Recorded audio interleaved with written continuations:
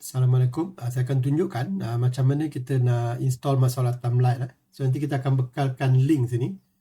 Masalah Timelite ni dia running on Windows operating system only ya. So kita download dia, kita akan bagi link download. Dalam WhatsApp pun kita akan bagi tahu dia punya step jugalah. Okey, apa yang anda perlu lakukan ialah klik pada link yang kita bekalkan. Dia akan pergi ke Google Drive, tekan download. Okay, dah download anyway. Tunggu download sehingga habis. Sudah habis, pergi dekat folder download tadi. Right mouse, extract.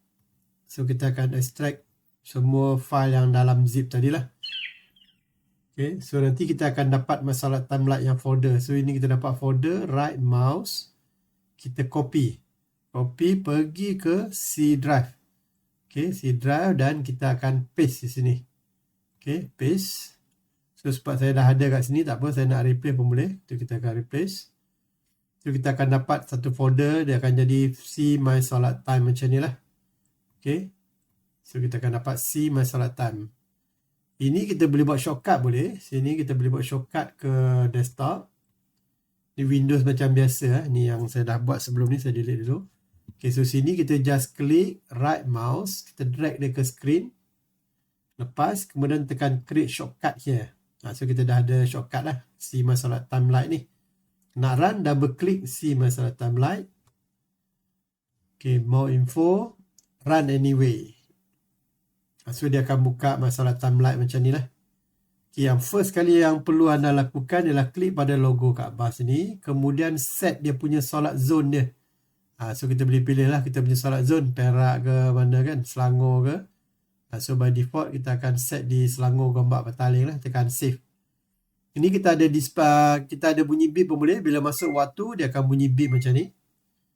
Okay, display area 100, atas ni tinggi dia kita buat 100, bottom area 60. So tinggi pada bahagian bawah ni 60 Logo 100 kali 100 dan kita buat dia bulat. Okay, kalau tak nak bulat, just buang macam ni, dia akan jadi kotak lah. Set time label. Label ni pada bahagian atas sini. Subuh ni kita buat Times New Roman 18. Yang font ni kita buat Tahoma. So kalau kita nak tukar, just klik sini dan kita tukar dia punya font size dengan font type lah. Okay.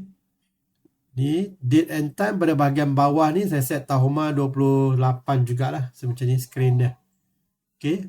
Folder untuk slide dengan video kita letak dalam C My Solat Timelite playlist.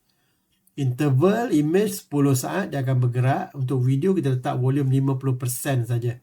So kalau content kita masukkan dalam folder C My Solat Timelite playlist. So kalau kita tengok dalam folder sini C My Solat Timelite playlist. So semua content dalam ni. Dia boleh run PNG, JPG, JPEG image lah. Dan kita boleh run MP4, AVI, image, audio video punya. So video sini MP4, kalau MP3 pun boleh, kita boleh run video, audio MP3 dan image macam biasalah. PNG boleh, JPG pun boleh. Ini default saya buat semua PNG lah. So just masukkan content di sini, sistem dia akan auto pick up. Okay, dia akan auto pick up, dia akan run terus di sini.